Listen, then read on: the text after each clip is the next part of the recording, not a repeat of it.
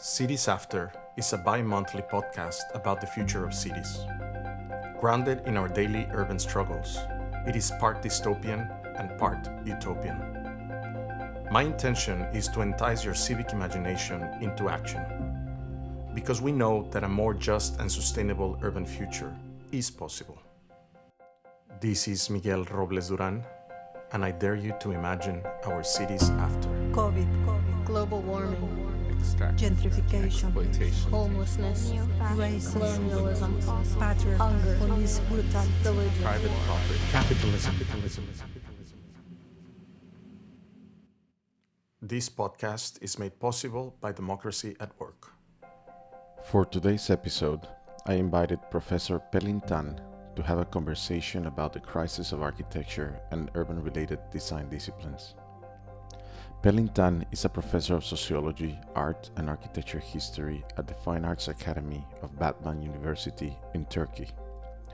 From 2013 to 2017, she was an associate professor and vice dean in the Faculty of Architecture at Mardan Artuklu University in Turkey. Pelin Tan was the sixth recipient of the Kit Haring Art and Activism 2019-2020 visiting professorship at Bard University. Tan is involved in artistic and architectural projects that focus on urban conflict, territorial politics, and conditions of labor. Please welcome Pelin Tan. Pelin, it's a pleasure to have a conversation with you today. Thank you very much for inviting me, Miguel. Pelin, despite of you being trained as a sociologist and art historian, you have decided to dedicate most of your professional life to parallel practices that surround the architecture world. You've worked and have experience with many architects. You have been the dean of Faculty of Architecture at a university and always appear to be at the fringes between many disciplines that look into the production of the urban context of our urban world landscapes. And so I was very interested to have you in the show because of this transdisciplinary background. I believe that in order to advance discussions that I presented on the previous podcast, it was necessary to have someone which was an insider and an outsider to discuss the crisis of architecture vis-a-vis the urban conditions of inequality and environmental crisis and all of these things alike. But also you as a person involved in pedagogy, I also want to know what directions, pedagogical directions, have you been working with in order to provide hope to students of a new kind of practice, I guess, which is what we've been talking about a lot and what I discussed in the previous podcast. I would like to know how you began to engage with the architecture world, the design world, and how has that somehow transformed the way you see sociology and art history? Your question reminds me my conversation a few days ago with my student. I mean, she's not a student anymore, is an architect. She graduated 2 years ago. I educated her from first year to diploma project, and she graduated and she became an architect. I saw her after the graduation, I think 3 years later, which was a few days ago. And I did ask her if she found a job. And she said, "No, Pelin, the education that you gave me, it is impossible to find a job." And you gave the right education. I mean, I had the right education. The architecture, what I want to do, the way of architecture that I want to do, is not the way that I can find the job in the markets. I mean, it doesn't correspond. But she said, I'm unhappy because I don't have salary, money, and any safe condition. However, she said, I'm very happy that I got this education. And she said to me that she's looking to architecture in a wider perspective. So this was very interesting to hear. Should I get happy or unhappy? I don't know. I'm unhappy because my student has no money, she cannot perform her professionally, may start her profession, which is being an architect. And at the same time, I was happy because I was so shocked that really what we are talking in the architecture education, she was able to understand and really believe into it. Yeah. The crisis in discipline already started 30 years ago. I'm graduated from sociology, but when I was graduated, there was a lot of methodological questioning and a lot of conservatism around sociology and art history. I did throw myself to architecture. As we know, architects are being prepared in the architecture faculties for the market. So they will graduate and they will start in an architectural or design office, and they have a client, and architecture practice is a client relation also. And then there's a path to being in the future a star architect. So this kind of scenario for architecture education, I think it doesn't work anymore in 2020 since, because there are many ways to think, to produce the knowledge of architecture. There are many interesting methodologies that we can understand social realities around us through architectural methods. So I think there is a change in understanding knowledge production. And we have a choice, that is the knowledge production that you or me, we want to produce, has to really deal and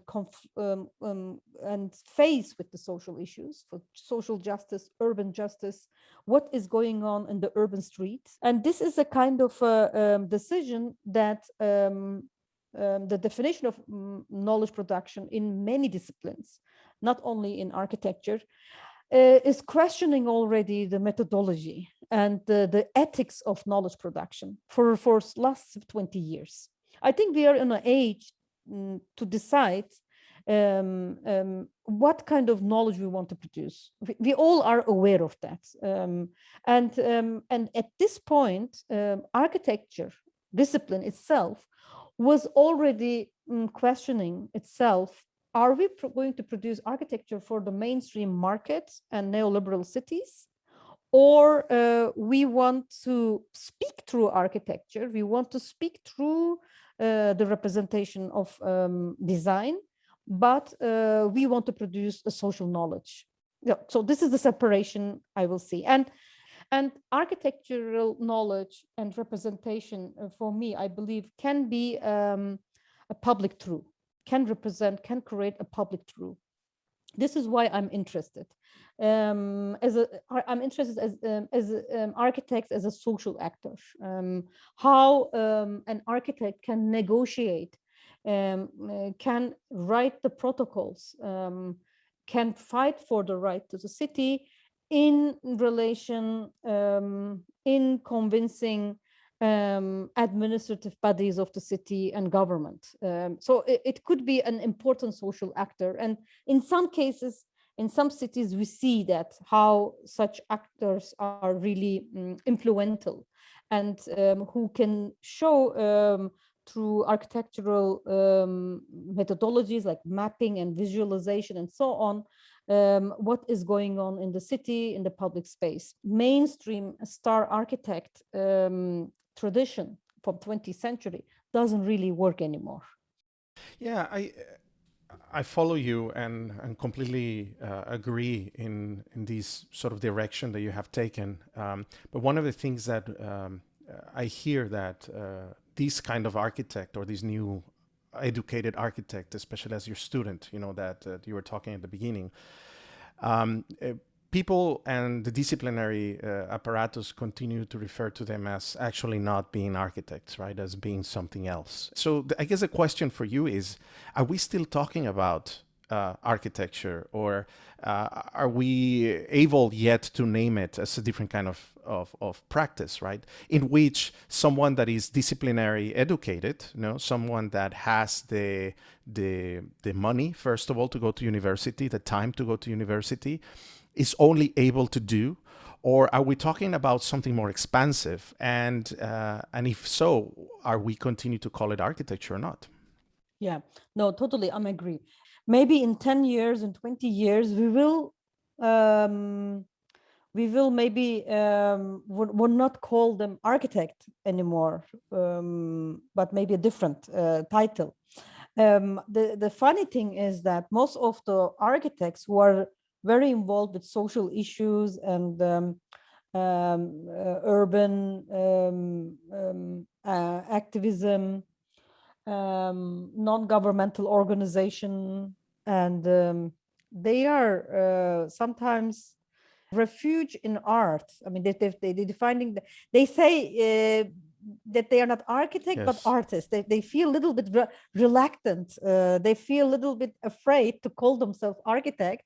I think this is the control and the oppression of the discipline itself, that if you are not really designing a building and building a building, you are not an architect. This is how they grew up, those students. And this is why they have always a kind of broken side. And when you ask them what they do, they just simply call them, I'm an artist. They are somehow a refuge in the art. And this is, I found very interesting, that how cross architecture and art is very cross-disciplinary, but not in a formalistic sense that we know from the modern 20th century. It's totally different. The relation between art and architecture, it comes very connected with socially engaged art and socially engaged design, socially engaged architecture. I mean, when the concepts like commoning, like urban justice and social justice, when it comes to action and concept and solidarity activities like that, in that sense, art and architecture becomes, and urban practices becomes really connected and interdisciplinary. So it's a kind of a specific field that we are talking about.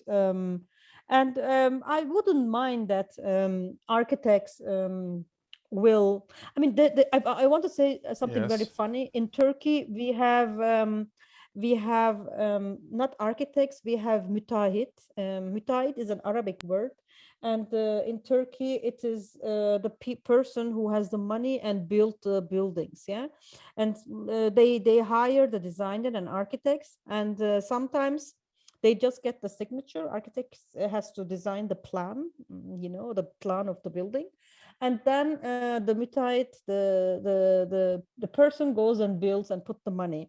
And sometimes there is a discussion, is a joke, but it's true, that they know designing and building and construction more than the architect, those people. And actually the architecture, the design market is in their hand. And they are very neoliberal actors of the market, housing market in Turkey. So, and there is an often question, so what is the role of the architect? What is the role of the designer?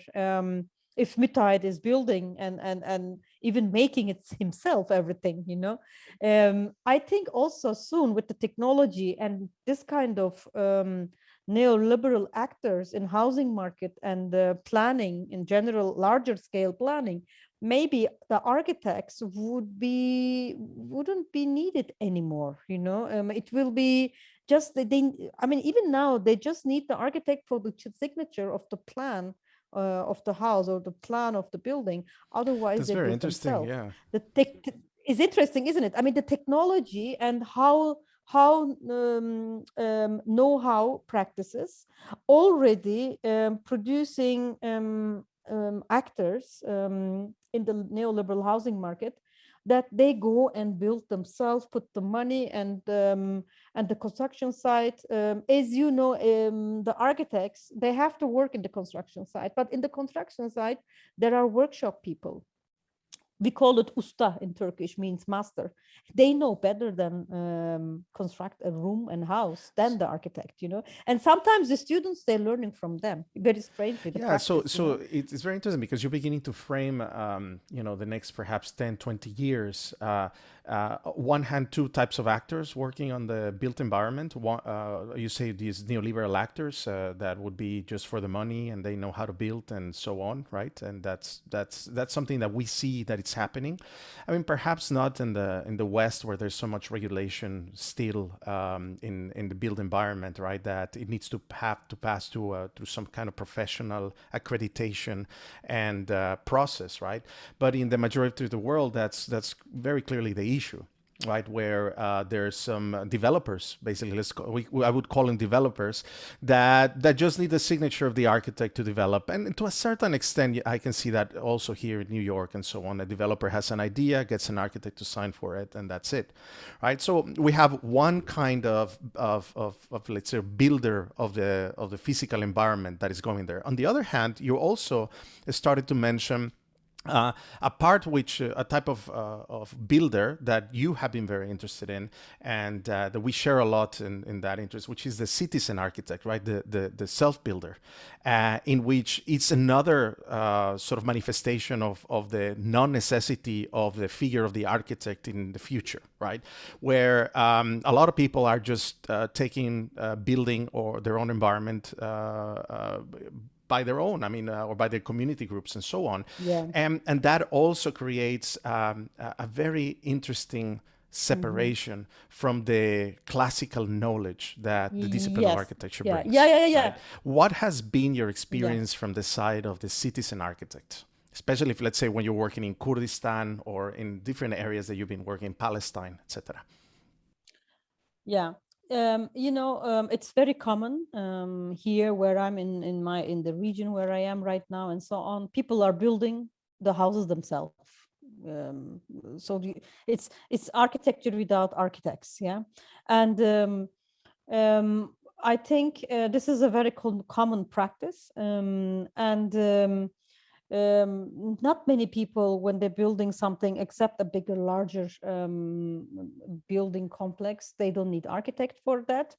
And here, I think I have some experience with architects, NGOs, for example, who are working. I mean, they're mostly my former students, but they are running a big architecture non-governmental organization, mostly based on association level, juridical level. And this is the first association in Turkey, and they work in Anatolia.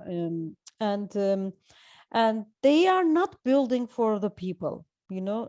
They are collaborating with the people, with the inhabitants, in different level, in the village, in the urban site, in the neighborhoods.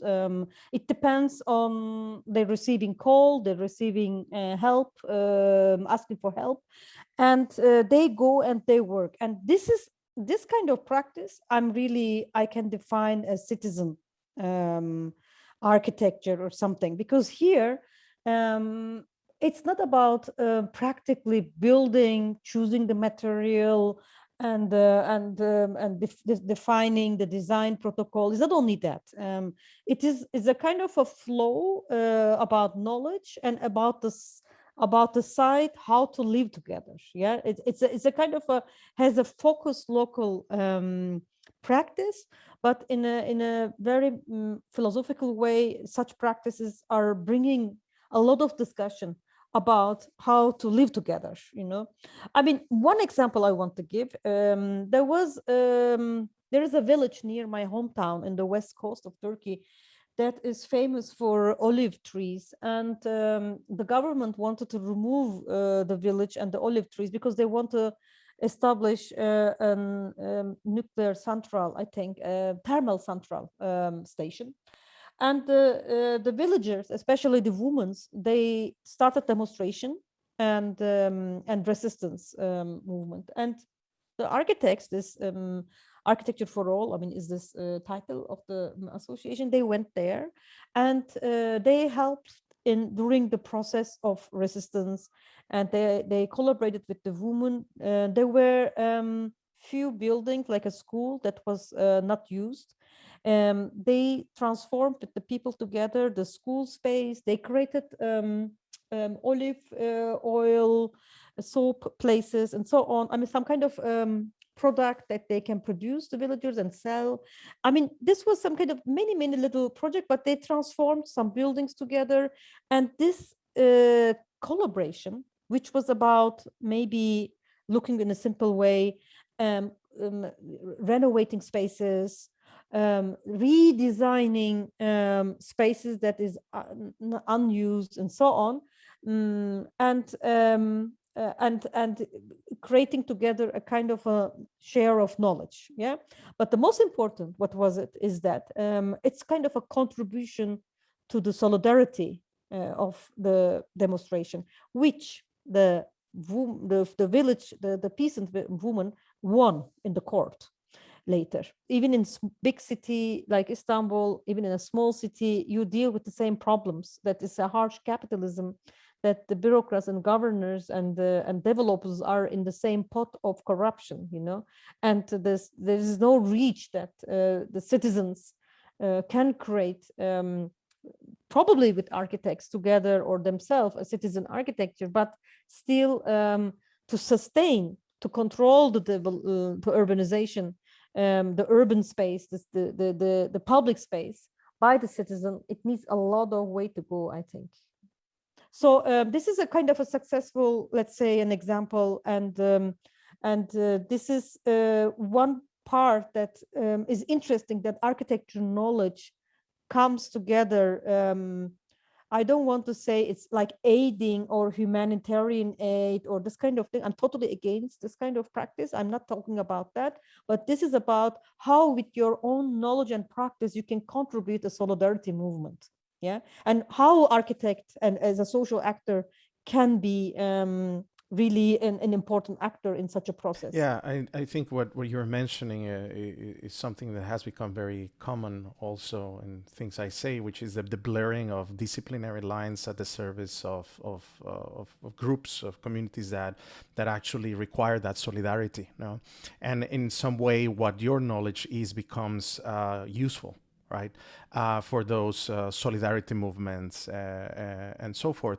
I mean, you mentioned that example specifically, but I want to stress again the way that we started the conversation, that seems to be very far off from the original purpose of, you know, the traditions of architecture, let's put it this way. It seems that that's what I wanted to ask you, Mia. How do you see that closeness? How do you see the connection, right, with the tradition, right, to the ways in which these disciplinary practitioners are right now blurring, right, these lines? If you go to here where I'm in East Anatolia, 20 minutes to the border right now, my home where I am. I mean, if I go a little bit to the rural side, I see a lot of dwellings that probably were existing 1,000 years ago here too, you know, and people are still living there. I think if we say a traditional early modern and modernistic, and coming from the, as you said, from Renaissance, this is a kind of a European way of mainstream architectural history, yeah, which is, I'm not so believing into that. There are many different traditions that people are non-architect inhabitants are using with simple material, which is resilience against many climate condition, and sustains healthy housings. You know, for that you don't need to be an architect. I mean, there are villages who are building still like that thousand years since, with the same tradition. So I think there are other kind of traditions, yeah, not only the one that we learn in architecture schools, that starting from Renaissance and this Descartesian way of mathematical based sizable spaces, quantifiable, etc. Yes, I'm not speaking about that, which is actually alternative, different kind of traditional other architects practice or dwelling practices has already also have it, of course, but it's a different kind of. So when you I talk want to about say, Pelin, when you talk about then that architectural knowledge that comes to people, what is it that, I mean, are we talking about that knowledge that you're referring to, which is not so Western, or are we talking about different? Yes, parts of that, but parts of the other. Even when we speak about, I mean, fundamentally European architectural history, we know that there is always an alternative history, I mean, think of Jona Friedman or Constant, this kind of Western figures, still, of course, a male architect and very Western figures, but most of their manifestos are really against mainstream architecture too. I want to relate another example from Palestine. There are, as you know, decolonizing architecture initiative in West Bank and Bethlehem. Alessandro Petti and Sandy Hilal, they established almost more than 10 years ago, decolonizing architecture. And they are really trying to speak through architectural language, but really putting the architectural knowledge into a discursive platform and creating a discursive platform. One example recently they did, as you know, Palestinian villages are, especially empty villages that were emptied from 1948 Nakba. After that, were evicted, and those villages are mostly under renovation and preservation. It is very by the Palestinian, and it is very important because this is a heritage for them to justify the Palestinian identity. Yeah, and Alessandro and Sunday, the decolonizing architecture, did something very different. They said a refugee camp that was built in 1948 in West Bank is also a site of preservation, deserves also to be a very important heritage. And they prepared a dossier and they applied to UNESCO, asking that Daesh refugee camp in Bethlehem should be defined as a heritage site. So this is a kind of a real act that they did, but is also a kind of a metaphorical discourse about questioning what is building heritage. Why heritage is a very colonial term, and why this modern understanding of heritage preservation, renovation, which is attached to the very dry side of architecture discipline, is about preservation, about the building without the humans and other kinds. Yeah, there's a kind of a way that you can criticize the word heritage in the built environment. So, and they are putting this critique that saying that a refugee camp, which is maybe not a historical place that is understood under UNESCO rules, protocols, but they want to really put the camp as a site of heritage and an architectural heritage. So I found it interesting in both ways that as an architect, they went to analyze all the camps, all the buildings. They prepared a kind of an archive about that and book about that for the dossier of applying to UNESCO. And also I found very interesting how, as an architect, not as a humanitarian activist or NGO worker, but as an architect through their own discipline, by criticizing also their discipline, they are providing other possibilities of how to discuss about built environment, about heritage, about plan, I mean, the design plan, the floor plan of the housing and dwelling. I think this kind of practice is very important, and I call it architectural practice. Considering the current state of urbanization, the way our cities are, the way basically the planet is evolving, we're talking about climate crisis, we're talking about social crisis in the sense of wealth distribution. We're talking about the coming of artificial intelligence as taking over work and labor issues, health. Obviously we have the pandemic still running around. Is the design discipline that comes from the architecture world, are the design disciplines still relevant to address those issues? And in which way do you see them addressing the conflicts of today's world in the better way? Well, this is a big question. Everyone is concerned about Anthropocene effect, that is mainly about humans, extraction activity of humans since 1,000 years. And everyone is aware of that. Urbanization and growth is part of it. And how I think pedagogy becomes more important in that sense, because I'm more thinking how I can reform this profession through education, that different kind of positioning, ethical positioning, economical positioning, social positioning, philosophical positioning that an architect can take. I think this is more important for me. Like, again, an example, how we can think about degrow in growing urbanization reality right now, how we can think about practice of commons that is cross-class struggle, for example, So I would think that none of the profession can give solution. I mean, I'm not in the kind of a solutionist perspective, but more like thinking a kind of pedagogy that we have to really put the question and realities and phenomena differently, that this profession has to re-update her himself. From your practice, Pelin, Yeah.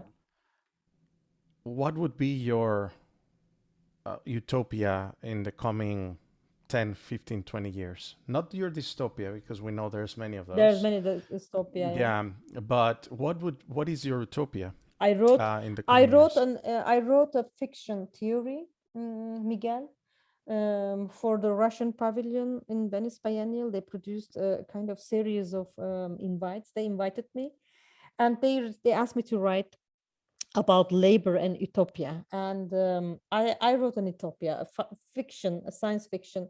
There are artificial intelligence working in agriculture field, and they are exploited by the humans.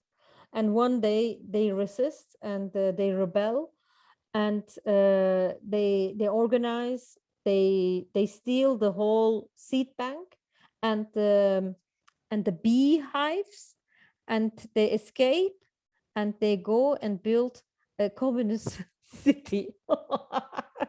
So this was an utopia.